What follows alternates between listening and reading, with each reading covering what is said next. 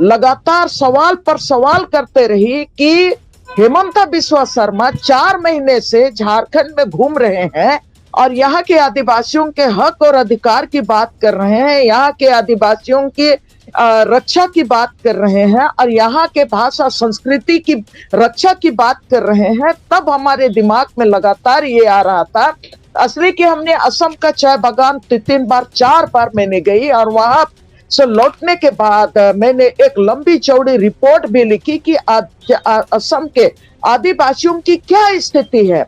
अरे हम लोग तो बोल रहे हैं कि हमारा जमीन कौन लूट रहा है, आप हमको बताइए जमीन कौन लूट रहा है। हर व्यक्ति को आप खड़ा कीजिए। आप एक सिर्फ राजनीतिक आप ये एजेंडा बना के केवल आप बोलेंगे कि आदिवासियों का जमीन का हम सुरक्षा करेंगे, उनके भाषा संस्कृति का सुरक्षा करेंगे, और दूसरे तरफ से आप हमारे तमाम जो कानून है उन कानूनों को छेड़छाड़ करके उन कानूनों का आप हनन करके आप हमारे खिलाफ कानून बनाएंगे। जो कुपोषणों की जो मैंने आंकड़ा देखेंगे, स्वास्थ्य को लेके देखेंगे, असम के चाय बागान के आदिवासियों का वो सबसे ज्यादा कुपोषित हैं, महिला एनेमिक है। तो ये सवाल आपने विश्व हेमंता शर्मा से लगातार हम लोगों ने पूछा और आज हम अच्छा है हम तहे दिल से फिर से हमारी गठबंधन की सरकार को धन्यवाद देना चाहते हैं। असम के भीतर चाय बागान में श्रमिक काम करते हैं जिनकी कई सारी मांगे हैं, कई सारी बातें हैं। जनज्वार में हमने समय समय पर उस हकीकत को उजागर भी किया है। अब जबकि हेमंत सोरेन सर्वदलीय टीम भेजने जा रहे हैं, श्रमिकों की क्या हालत है इस बात के अध्ययन के लिए, तो इसका क्या असर पड़ेगा, क्या फायदा होगा, राजनीतिक तौर पर हलचल क्या है, ये सारे सवालों के लिए हमारे साथ इन चीजों पर बातचीत करने के लिए झारखंड की आयरन लेडी कही जाने वाली दयामणि बारला है। हम उनसे जानेंगे कि क्या है इस सर्वदलीय टीम भेजने का मकसद और क्या फायदा होगा और इससे क्या फर्क पड़ेगा आदिवासी समाज और श्रमिकों पर। दयामणि जी, हेमंत सोरेन ने जो सर्वदलीय टीम असम के चाय बागानों में भेजने की घोषणा की है, इसका क्या मकसद हो सकता है, इससे क्या फायदा होगा और क्या किस रूप में आप देखती हैं? सबसे पहले मैं जनज्वार के तमाम श्रोताओं को, दर्शकों को मैं जोहार बोलती हूँ और मैं झारखंड के हमारे मुख्यमंत्री हेमंत सोरेन को, जो गठबंधन की सरकार दूसरी बार बनी है, उनको मैं धन्यवाद देना चाहती हूँ तहे दिल से।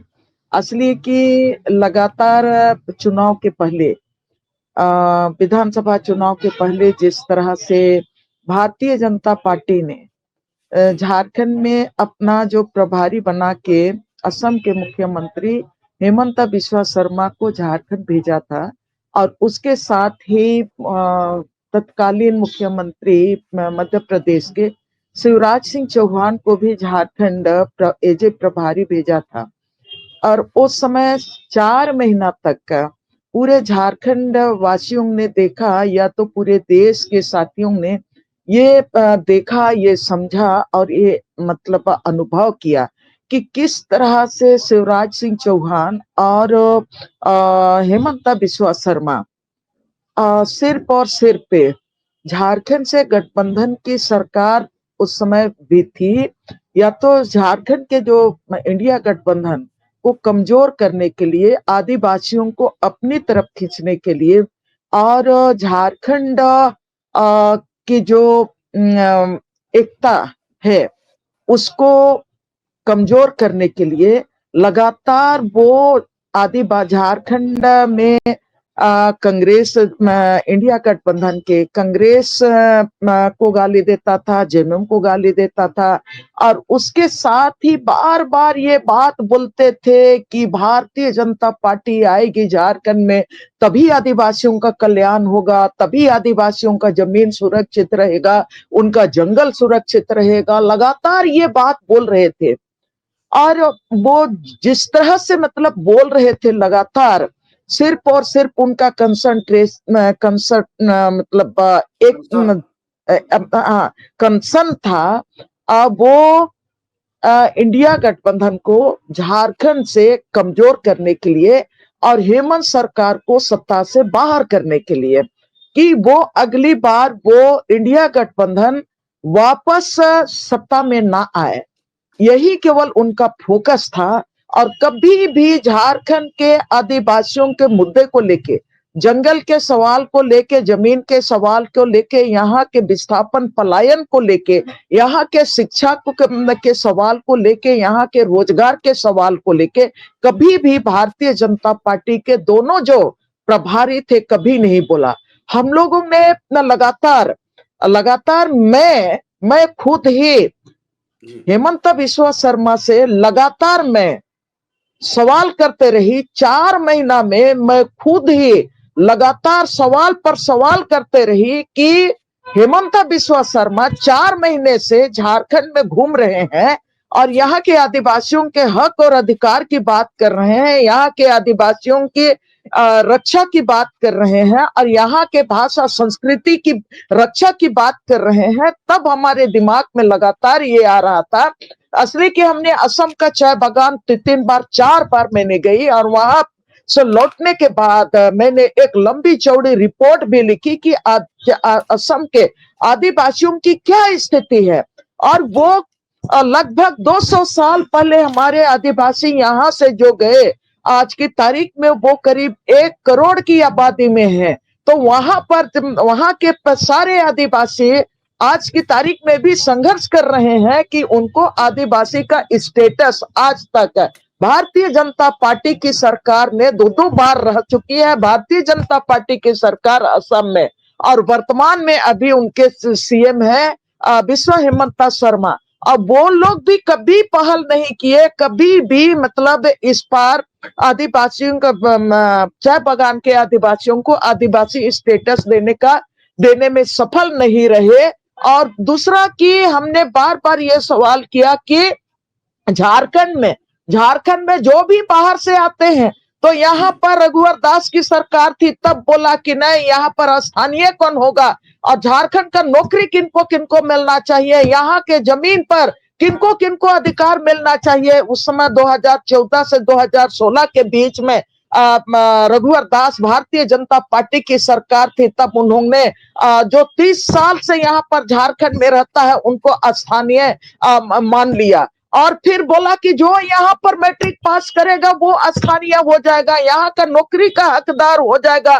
तब हमने ये तमाम चीजों को लेते हुए हेमंत बिस्वा शर्मा से सवाल किया कि जब झारखंड में भारतीय जनता पार्टी की सरकार कानून बनाती है कि 30 साल से जो यहाँ पर रह रहे हैं, यहाँ से मैट्रिक पास करने वाला यहाँ का स्थानीय होगा, तब वहां पर असम में करीब 150 साल से ऊपर से आदिवासी रह रहे हैं, जिनको आज की तारीख में टी ट्राइब के नाम से जाना जाता है। तब उनको जिस चाय बागान के जमीन में वो आदिवासी रहते हैं, उनको घर पर भी उनका मालिकाना हक भारतीय जनता पार्टी की सरकार क्यों नहीं दे पाई।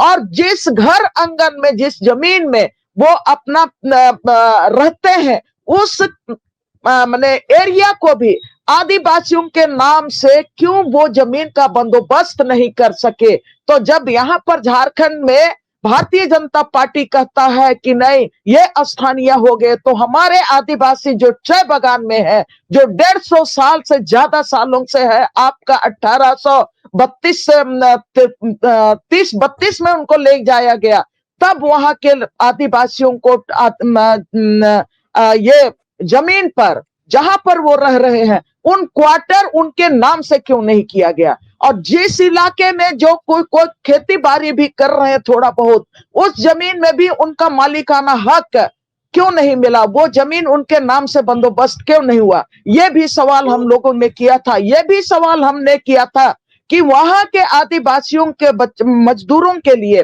वहां हम मजदूर इसलिए कह रहे हैं कि उनको आज तक भी वहां के लोगों को नौकरी में उनको परमानेंट नौकरी नहीं दिया गया। परमानेंट जो सरकारी वेतन मिलना चाहिए वो वेतन नहीं दिया जा रहा है। बहुत मुश्किल से वहां के आदिवासी संगठन लड़ के भीड़ के आज की तारीख में 268 मात्र 268 प्रतिदिन की मजदूरी उनको मिलती है। और उनको जो सरकारी वेतन मिलना चाहिए ये तो नरेगा से भी कम है। हमारे यहाँ जो मजदूरी मिलता है, रेजा को मिलता है 500, और जो राजमिस्त्री है उनको 800 रुपया मिलता है।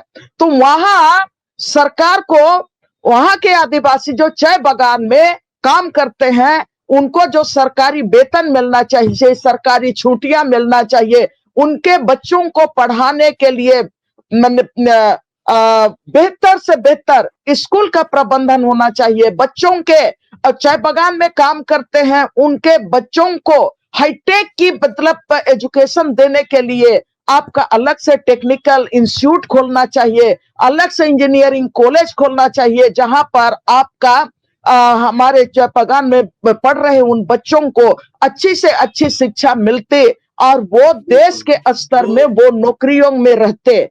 तो आप उनका स्वास्थ्य में भी हमने बार बार ये सवाल किया था कि असम के आदिवासियों को 200 साल पहले अंग्रेज जब चाय बागान खोली थी उस समय नमक पानी पिलाता था। हमने बार बार सवाल किया कि आज भी क्यों नमक पानी पिला रहे हो, और जब नमक पानी पिलाते हो तो सबको जानते हैं कि बीपी बढ़ता है, और जो कुपोषित होता है तब उनका स्वास्थ्य का क्या हाल होता है। और आप जो कुपोषणों की जो मैंने आंकड़ा देखेंगे, स्वास्थ्य को लेके देखेंगे, असम के चाय बागान के आदिवासियों का वो सबसे ज्यादा कुपोषित है, महिला एनेमिक है।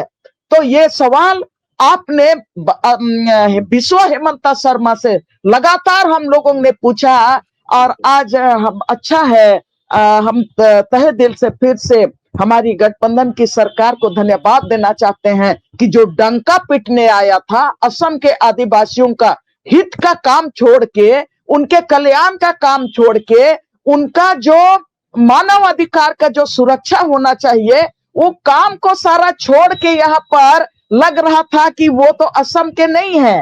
हेमंता बिस्वा शर्मा वो झारखंड के हैं, झारखंड के गली गली में घूम के रोज स्टेटमेंट दे रहे थे। तो आज उसका जवाब हमारी गठबंधन सरकार ने दी है कि आप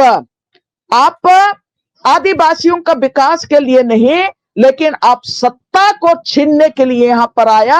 और हमारी गठबंधन की सरकार ने आज टीम बनाने की बात की है कि हम असम के आदिवासियों की वास्तविक स्थिति क्या है उस पर हम बात करते हैं कि जो सर्वदलीय टीम बनाई जा रही है, आपने बहुत महत्वपूर्ण बातें कही कि उनको रिजर्वेशन नहीं मिला, आदिवासी का दर्जा नहीं मिला, 1832 में बसाए गए, अब अगर जोड़े तो चंद वर्षों में 200 साल होने वाले हैं, उनको आज भी नमक और पानी दिया जाता है, सर्वाधिक कुपोषित लोग हैं, औरतों में खून की कमी है, आयरन की कमी है, शिक्षा का अभाव है, अच्छे इंस्टीट्यूट नहीं है, पढ़ने की भी जगह नहीं है। जनज्वार लगातार इस सवाल को उठाता रहा है। जनज्वार वहां के छात्र संगठनों के सबसे बड़े नेता, मुझे याद है लकड़ा साहब, स्टीफन लकड़ा साहब से बात की थी, उसमें भी इन मुद्दों को सामने लाया गया था। अब ये है कि क्या सर्वदलीय जो बैठक, सर्वदलीय समिति से लोग जाएंगे तो उनमें इन सवालों को हेमंत सरकार रखेगी? आपकी ये चाहत होगी, कोशिश होगी कि इन सारे सवालों पर अध्ययन किया जाए? जी बिल्कुल, हमें भरोसा है कि हमारी सरकार वहां पर जो टीम बना के भेजेगी वो तमाम चीजों को बारीकी से वो देखे।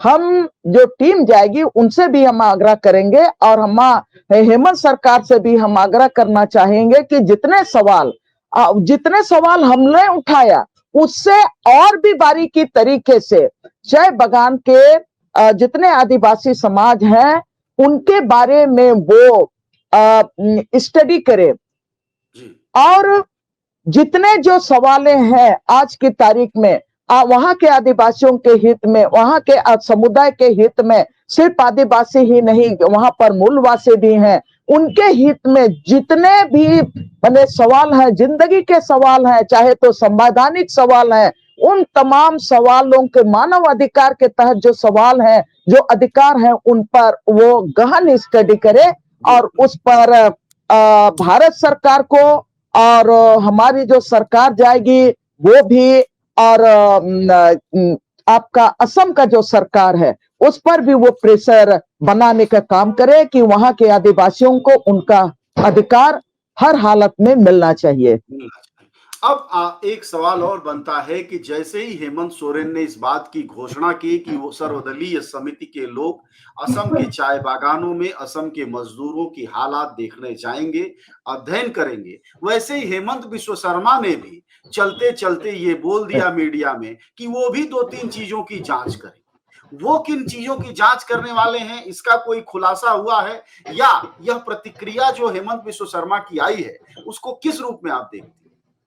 देखिए, ये भारतीय जनता पार्टी हमेशा प्रतिक्रिया पर ही माने टिकी हुई है और उनको जी। काम करना होता तो देखिए केंद्र की बात हम करेंगे। केंद्र में भारतीय जनता पार्टी की सरकार है और देश में जितने भी बहुत सारे जो केंद्रीय कानून के तहत में देश के आदिवासियों के लिए, जनजातियों के लिए, अल्पसंख्यकों के लिए जो योजना है विकास के नाम पर और जो जी। संवैधानिक अधिकार है पूरे देश के लिए, तो उन चीजों को आज की तारीख में उनको अभी क्या अध्ययन करेगी, वो तो अभी प्रतिक्रिया में बोल रहे हैं। पूरे देश में जिस तरह से लोग अपना जल जंगल जमीन से विस्थापित हो रहे हैं और लगातार मैं ये बोल रही हूं, अडानी अंबानी जैसे बड़े बड़े कंपनियां हैं झारखंड में भी जमीन लूटने के लिए आ रहे हैं। बार बार मैं ये बोलती हूं कि झारखंड में जो हमारे 5वीं अनुसूची को का हनन करके, आप सीएनटी एक्ट का हनन करके, विल्किंसन रूल का हनन करके, 6ठी अनुसूची जो असम में है उनका हनन करके आपने भूमि बैंक बनाया है। हमारे आदिवासियों का, मूलवासियों का जो सामुदायिक जमीन है उसका मैंने वायलेशन करके आपने बाहर के लोगों को जमीन देने के लिए जो हमारे सीएनटी एक्ट, एसपीटी एक्ट 5वीं अनुसूची का वायलेशन किए हैं उसका जवाब तो आप नहीं दे पा रहे हैं। तो निश्चित रूप से ये जो प्रतिक्रिया के तहत पर ही रिएक्शन में उनके पास कोई काम नहीं है और कोई उनके पास जवाब नहीं है, तो अब क्या करेगा? तो सिर्फ है कि वो रिएक्शन में वो बोल रहे हैं कि हम भी जांच कराएंगे। जांच कराएं, हम लोग तो खुश हैं। हम लोग यहाँ पर आदिवासी क्यों कम हो रहे हैं? हम लोग विस्थापन के खिलाफ लड़ते हैं, जल जंगल जमीन की रक्षा के लिए लड़ते हैं, पर्यावरण की रक्षा के लिए हम लोगों ने अपना जिंदगी को कुर्बानी किया है। तमाम जिंदगी, पूरा जिंदगी हम लोगों ने लड़ा है। तो आदिवासी समाज को, मूलवासी समाज को, दलित समाज को अपने हक और अधिकार देने के लिए, उनका सुरक्षित रखने के लिए हम लोगों ने लड़ाई लड़ा है। अगर आप ऐसा करते हैं, जांच कराते हैं, लेकिन आपको खुलासा करने की जरूरत है कि आप किनका जांच कराएंगे। ये तो जांच किनका कराएंगे, खुलासा करना चाहिए। और आप कहेंगे कि हाँ हम घुसपैठियों को खोजेंगे। अरे हम लोग तो बोल रहे हैं कि हमारा जमीन कौन लूट रहा है, आप हमको बताइए जमीन कौन लूट रहा है। हर व्यक्ति को आप खड़ा कीजिए। आप एक सिर्फ राजनीतिक आप ये एजेंडा बना के केवल आप बोलेंगे कि आदिवासियों का जमीन का हम सुरक्षा करेंगे, उनके भाषा संस्कृति का सुरक्षा करेंगे, और दूसरे तरफ से आप हमारे तमाम जो कानून है उन कानूनों को छेड़छाड़ करके, उन कानूनों का आप हनन करके आप हमारे खिलाफ कानून बनाएंगे। वन नेशन वन लॉ के नाम पर ये नहीं चलेगा। शुक्रिया आपका बातचीत के लिए, धन्यवाद। हमारे साथ बातचीत कर रही थी दयामणि बारला। अभी हेमंत सोरेन ने एक फैसला लिया है कि वह सर्वदलीय टीम असम के चाय बागानों में भेजेगी। हमने दयामणि बारला को इसलिए चुना कि वह कई दफा चाय बागानों में जा चुकी हैं, उन्होंने अध्ययन किया है, वहां के हालात बखूबी जानती हैं। जनज्वार पर भी वह लगातार असम के चाय बागानों की स्थिति और असम के आदिवासियों की स्थिति पर बोलती रही है।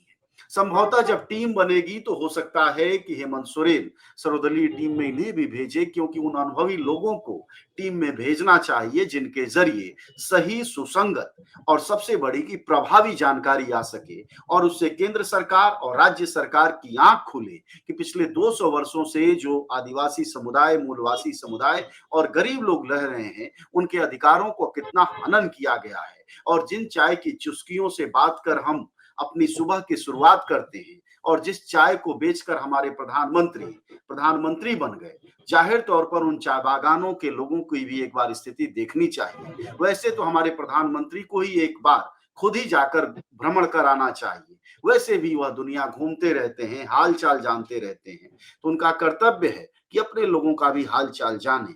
आप सब जानते हैं कि जनज्वार का खर्च आपके जन सहयोग की बदौलत चलता है। आप भी जन सहयोग में शामिल हों और आजाद और स्वतंत्र पत्रकारिता को बनाए रखने के हमारे इस महाअभियान में शामिल हों। हमें इंतजार रहेगा आपके सहयोग का, क्योंकि आपका सहयोग ही हमारी मजबूती का सबसे ताकतवर रास्ता है। धन्यवाद साथी।